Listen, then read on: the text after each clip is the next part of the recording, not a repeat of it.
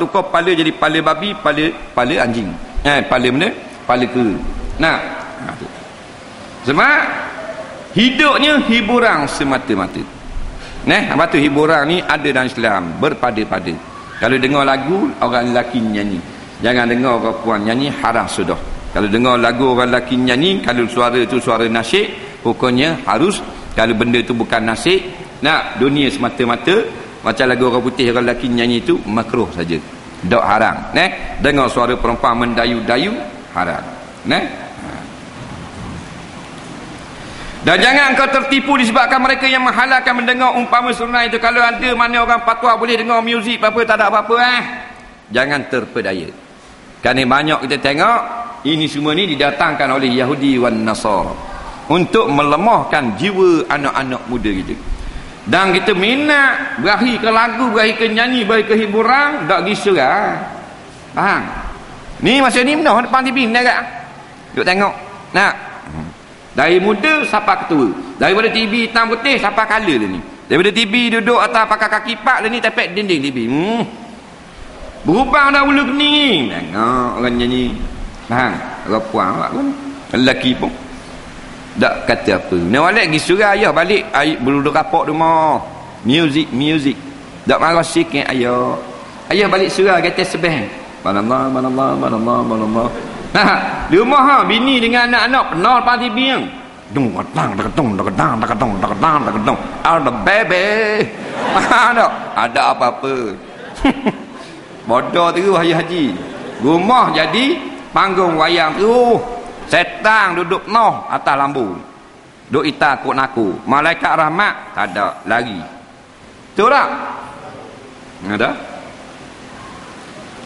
Kerana perkataan itu menyalahi iakan Quran dan hadis Nabi SAW, maka lazim kau melihara pendengar engkau daripada perkataan yang keji dan sia-sia. Kerana mereka yang menuntut dengar bersekutu ia dengan mereka yang berkata-kata pada dosa perkataan yang haram itu. Sebab tu jangan pergi dengar orang ngopak. Kalau kita pergi bukan nak pergi dengar, tapi dia pergi ngopak hak buruk orang hak mau. Maka kita kira beredar daripada tempat tersebut. Jadi cara rumah tangga orang begini laki bitu begini berat nanang tu. Tapi sifat manusia ni gitulah. Kalau hak uduh orang memang suka nak dengar. Kalau hak dak uduh tak mau dengar. Kalau orang mari rumah kita cerita hak molek, hak dak uduh, dak sedap dengar. Assalamualaikum. Waalaikumsalam. Dak dengar lagi. Berapa pula? Itulah bini tok bila kita tu. Apa? Pandanan no. Dah tu nak khabar. Dah gosok baju. Dah. Lepas tu benda lagi. Tap-tang rajin masak wak asyik goreng apa. Dah benda cerita mu ni. Berakhir nyapu sapa. Semangat kita dengar. Malah aku nak dengar benda mu ni cerita gitu khabar kok. Orang tak mau dengar. Tak. Orang nak dengar tak oleh. Tak dengar lagi. Dah. Benda tu imam masjid surga. Berapa pula? Takat basah. Tak apa. Bagus. Tak apa tika tu. Beh ni baru cerita beh. Faham? Pasal apa? Pasal jiwa kita kotor. Barang kotor memang masuk barang kotor lah. Makuk jambang tempat ubuh dia. Tahi yang ubuh, ada ubuh beliang. Faham tak? Tak laku. Orang pun nasi tak laku. Tobat pun. Tak percaya buka kedai restoran. Kan restoran kan orang pun lauk molek-molek kan dalam pinggang. Lah cermin tak? Orang tengok. Sedap. Paling ikan diri. Ni sedap ai. Makan sini.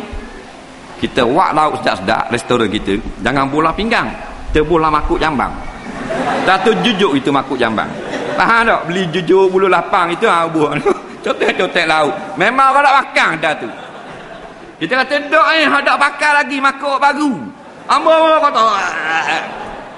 Nampak faham lagi. Jadi bekas kotor untuk barang kotor. Bekas bersih barang bersih. Jadi cuci bekas dulu. Faham tak? Tak apa tu. Dan lagi pula bahasanya mendengar perkataan sia-sia dan keji itu mendatangkan was-was ke dalam hati. Dengar hak haram dosa, dengar hak lara buang masa. Jadi baik dengar hak lara pada dengar hak dosa. Berahi dia lah nak sembang jugalah buah ha. Nak baca Quran tak banyak mana dah. Nak cakap juga. Tak apalah kalau nak cakap juga tambah berzikir, jangan cakap hak haram, cakap hak larang tak apa dah. Cakap hak bola, cakap hak kereta, cakap hak mutu, jangan cakap hak haram. Hak fitnah orang, buruk orang pun jangan. Kerana hak larang baik daripada hak dosa. Hak larang buang masa, tak ada dosa. Hak dosa dia jeruk tekak kita lagi. Tapi kalau cakap hak larang dan kan dosa kita banyak, maka takut-takut kurang pahala lagi nak timbang dengan dosa. Jadi dah kalau kita banyak cakap lara, duduk buah ha bola ha mutu ha apa sari-sari di jamak, di rumah kafarah, zikir kat sikit. Sebagai kafarah. Wallahu a'lam. Kita tengok soalan.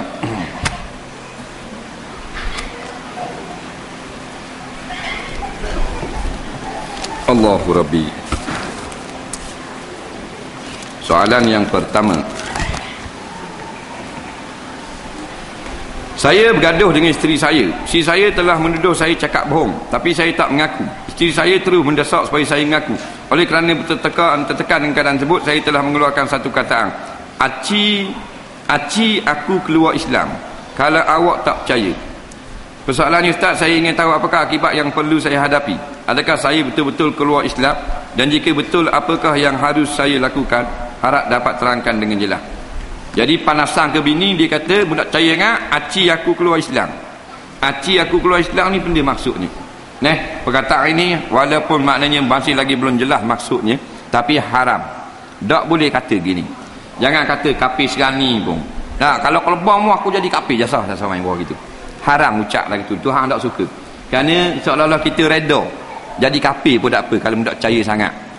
Jadi seolah-olah reda, bukan reda dengan kafir. Ar-radha bil kufri kufrun, reda terus dengan kafir, memang kafir dah. Tapi ni seolah-olah suka dengan kafir, hukumnya haram, berdosa besar. Jawabnya, segeralah mengucap 2 kalimah syahadah dan jangan ulang berkata seperti itu.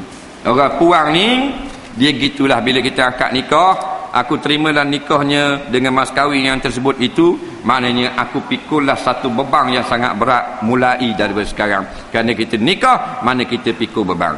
Kita akan pikul orang yang kita akan bela, orang yang kurang akal, kurang agama, berahi lawang cakap, berahi bala, kerah keng dan sebagainya. Banyak main, janji pelawak, itulah orang puang namanya.